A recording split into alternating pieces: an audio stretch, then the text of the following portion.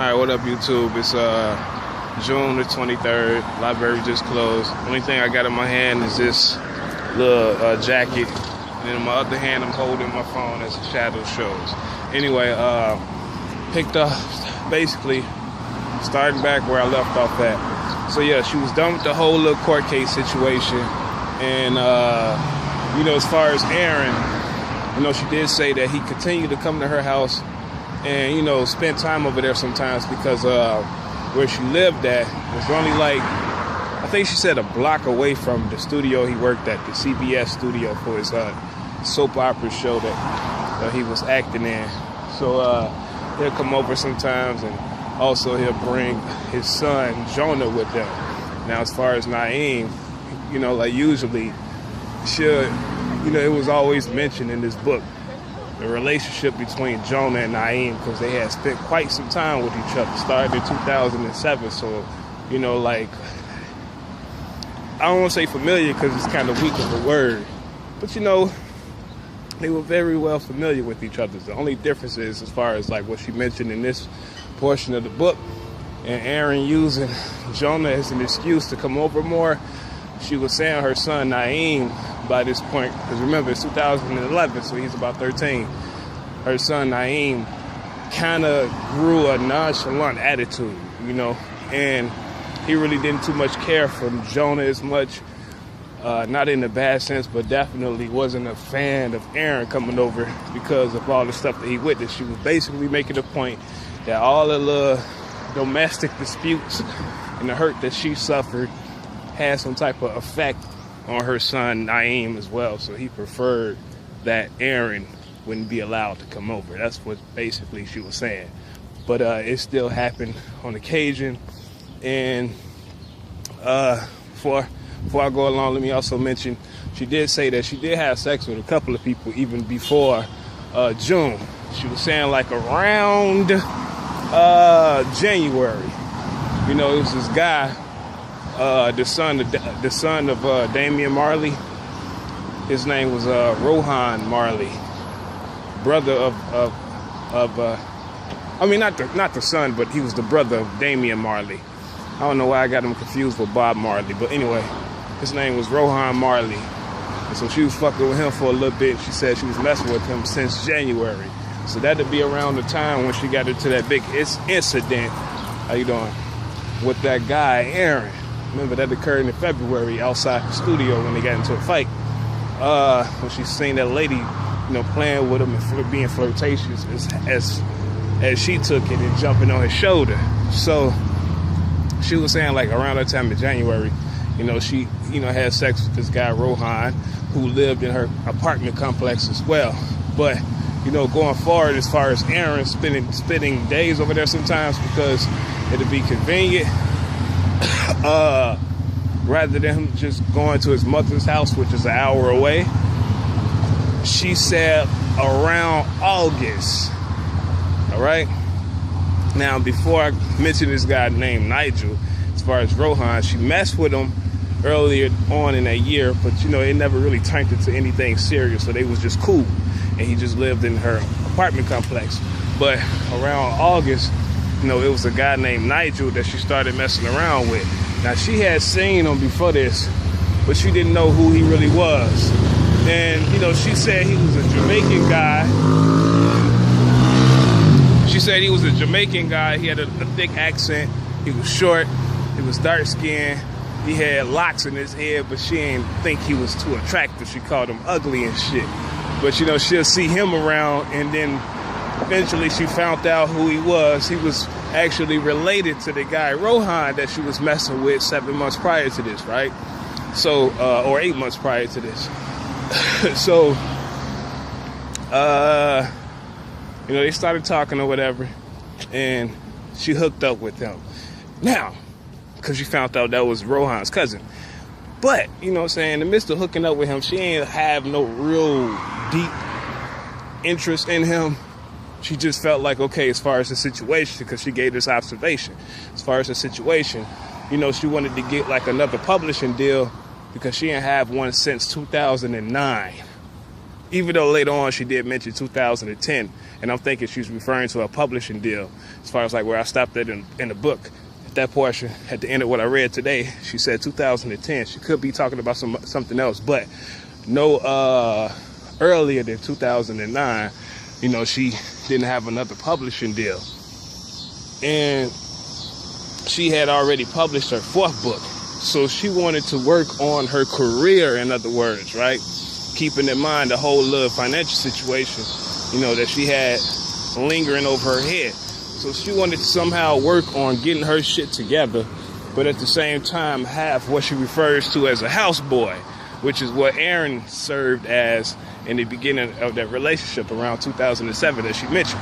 So this guy, Nigel, she felt like he'll be the perfect candidate for that.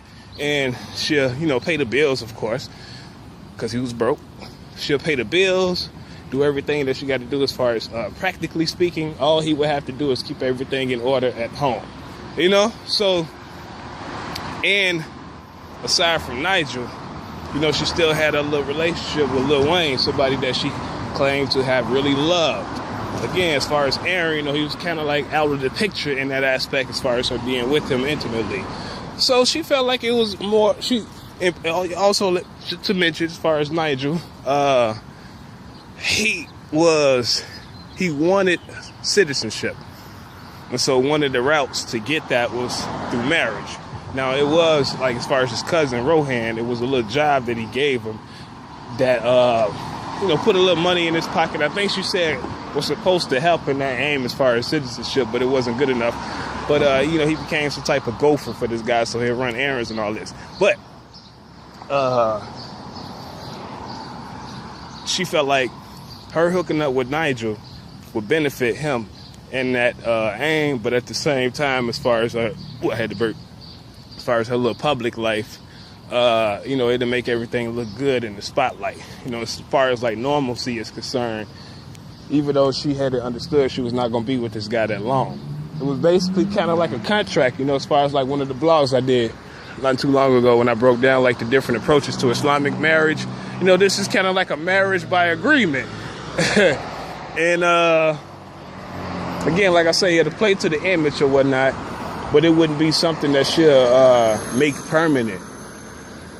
So she ended up marrying him in September. And around September she married him. Of course, you know, she talked about like the flowers. She had the roses and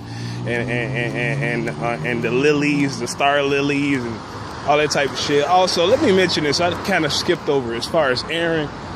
You know, even though they were cordial, he did try to get back with her, and she said he'll try to flatter her, you know, with the same shit like the roses and the star lilies and boxes of chocolate, and claimed he wanted to get married to her again. Of course, it was all nothing but game in the first place. So, you know, she did say she was kind of awed by it, but luckily for her, at this point, she didn't take that route and fall for that shit. Now, going back to this guy, Nigel, you know, they got married in September. Shortly, and then she was talking about like the exact day that they got married or whatever. They was going down the strip, and they had passed the barbershop, but obviously they had to have stopped at the barbershop. She said they passed the barbershop, and they seen like 3 Jamaicans or 3 guys out there with locks in their heads. And one of the guys congratulated Nigel for getting married, basically. And I'm like, okay, she kind of brushed over that. You know, obviously they made her stop, but the way she wrote the shit in the book, she made it seem like they was passing by in the moment in a car. So anyway, come to find out later on after this is when Aaron found out that she had got married, because he gave her a call. He was like, you married?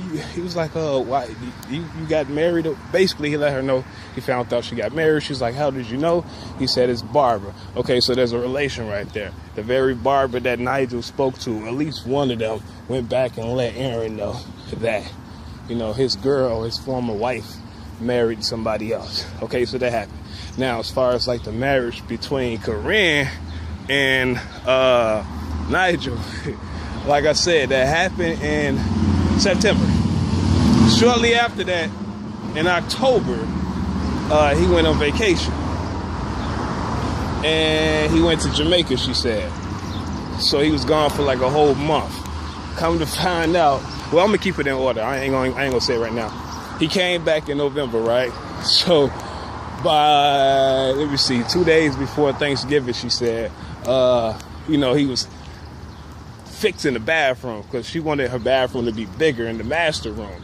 All right, so more than likely she got more than one bathroom.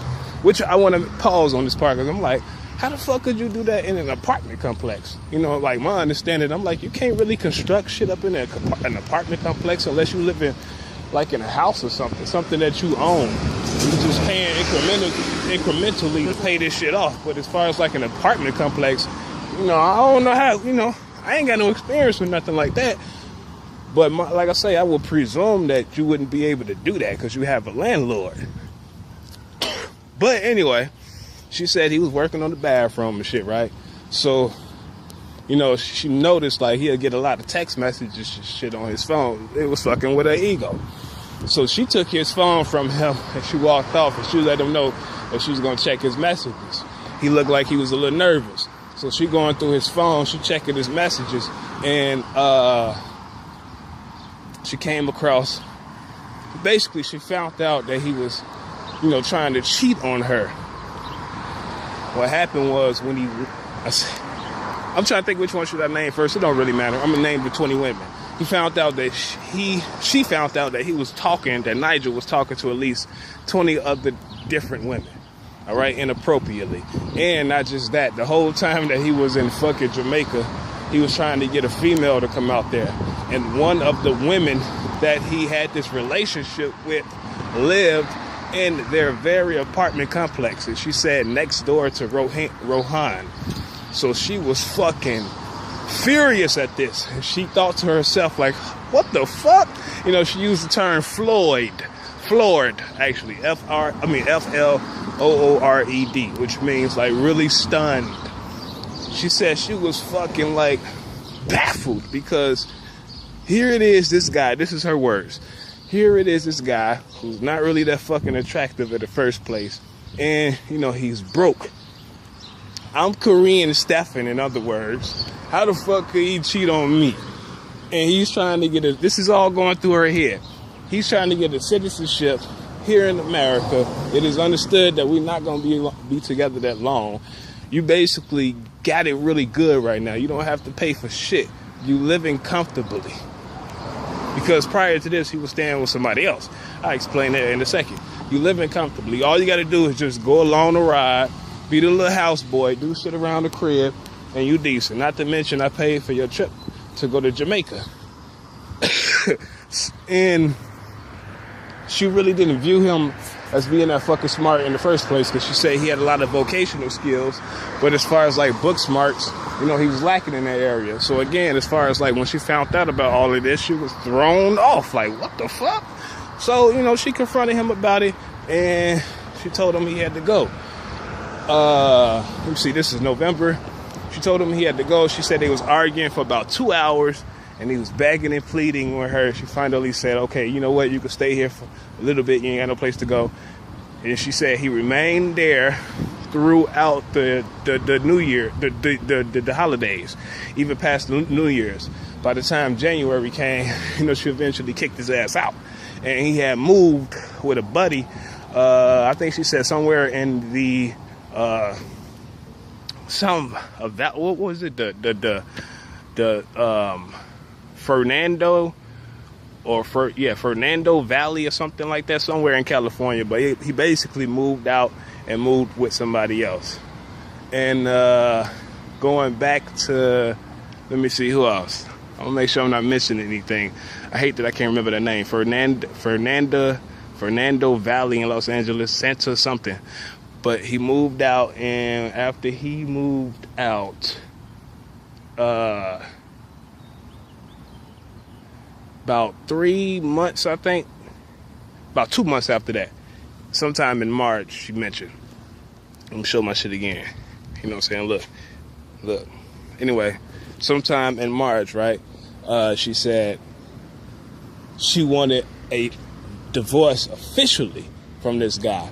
So, you know, she invited him over. He came over And she fed them and everything. They ate. They was chilling. And then in the midst of them chilling together, she gave him an envelope. And so he opened the envelope, and she was saying like he was nervous and shit. So he opened the fucking paper, and he read the documents, and they were basically papers for him to sign so Karrine could get a divorce. It was supposed to be some type of joint agreement. That's what these documents represented. So if he signed it, it'd be quicker. And so he reading through the shit, and he was like, hold on, because he didn't want a divorce. He's like, this is a dissolution. So if I sign this, we'll basically get one immediately. Then, he put up a little argument, basically letting her know he didn't want to go that route. She was like, listen, there's nothing you could do, because all I got to do is just file in the first place. It's going to take 6 months, so it'll be longer, but the process will still be, or the end result of a process will still be, it'll be inevitable. So they're going back and forth. Let me see. I think she said they went back and forth. And she started talking to him like he wasn't shit. If you comprehend this and that, blah, blah, blah, blah, blah. Make a long story short, he made the process longer, but they ended up getting a divorce anyway. But she said it took like a year. So by 2012 of March, probably a little bit after that, that's when everything was finalized and she got the divorce. Now, I feel like it's something else I'm forgetting. I think that's it so far as like where I'm at in the book. That's it. I do want to make a note about something else, because I was looking at some interviews, and I had seen interviews from Karrine before in the past. But yesterday I'm checking out some other shit, right? It's weird, right? Now, as far as like this whole companionship, I think that's interesting. She don't mind companionship with people, but she wanted to have that normal factor in the beginning, at least initially, and then the yearning for that just turned to merely for a fucking public image rather than it reflecting something internal in her. I'm like, that is so fucking interesting, because like the whole agreement as far as her and him, she just wanted him around the house as I guess to make everything easier at the same. I don't know. It just sounds like an Islamic type of marriage where like there's an agreement, but it's kind of like a contract in a sense. Only thing is like I've said in my blogs, we had like 4 different Islamic marriages. You had the one by agreement, you had the one by capture, which is buy out, and you had the one called Bina. Then you had another. I mean, it kind of sounds like it's just like a temporary thing, but at the same time, you got this other guy, Aaron. I don't know. I ain't even gonna go. I'm not gonna go there. So basically, this is where I'm at so far. It's June the 23rd. I'll holler at y'all tomorrow. And I'm trying to remember what page I stopped at. I'm on page, I think 150 something. It could be, 154. That's where I'm at, on page 154. So yeah, I'll let y'all. I got everything, at least over 90%. See y'all tomorrow, YouTube. Again, this ain't no motherfucker doing nobody's homework or nothing like that. It's just me reading shit that I find to be interesting. Taking a little slight break from the main shit that I've been focusing on. But yeah, I'll let y'all, YouTube. Have a nice one.